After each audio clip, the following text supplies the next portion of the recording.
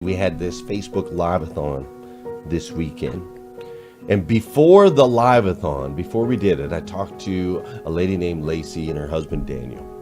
And before the Live-A-Thon, these two had almost, not quite, but they had almost lost hope. You see, Lacey and Daniel own an organization called Rescue1 Global, where they are battling sex trafficking, human sex trafficking, all around the world. And they're battling an industry, we're talking about a $150 billion industry. Basically, think of it this way. The human sex trafficking industry is larger than the NFL.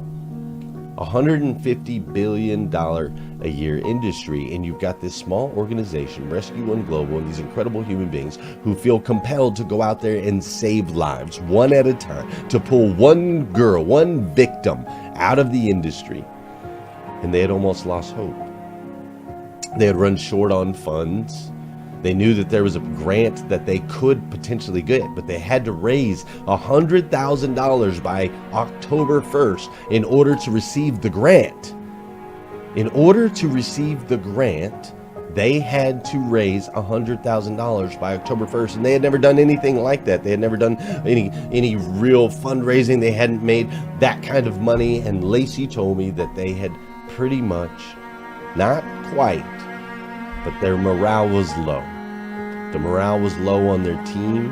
It was a small team of people up against the big, bad, evil giant that is human sex trafficking. And she laid her head down, she prayed, and she wept because she believed that there was no way, there was absolutely no way it was going to happen. And then she says that in that moment where she felt like all hope was lost, her team had lost morale, and she thought maybe their mission was over. She says in that moment she received a phone call. She received a phone call, and it was me informing her that we were getting ready to do this Facebook Live-A-Thon, and that we were going to do everything in our power, that we were going to pull together leaders and champions and our group, and we were going to pull people together from all around the world in a very unique and special way. And I told her that, Lacey, Daniel, we are going to raise $100,000 for you in 24 hours. And she had hope. And she lit up. And before the Facebook Live-A-Thon, she messaged me that she wasn't able to sleep. She wasn't able to sleep at all because she was finally hopeful that maybe, just maybe, this would be the thing that would change the course of history for her organization.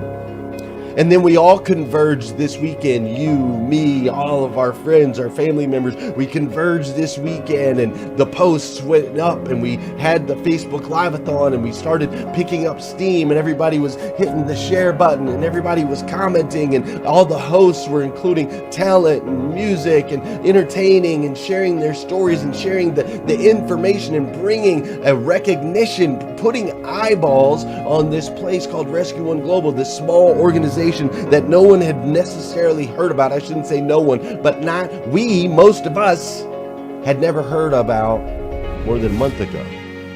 We had never heard about this industry of 40 million people that are currently enslaved. We had never heard about this industry that is doing $150 billion a year. And so after the Facebook Live-A-Thon, where we raised $100,000 in 24 hours, ultimately giving $400,000 to this incredible organization, I talked to Lacey and Daniel, and she told me that on Sunday, after it was all said and done, she couldn't get her staff to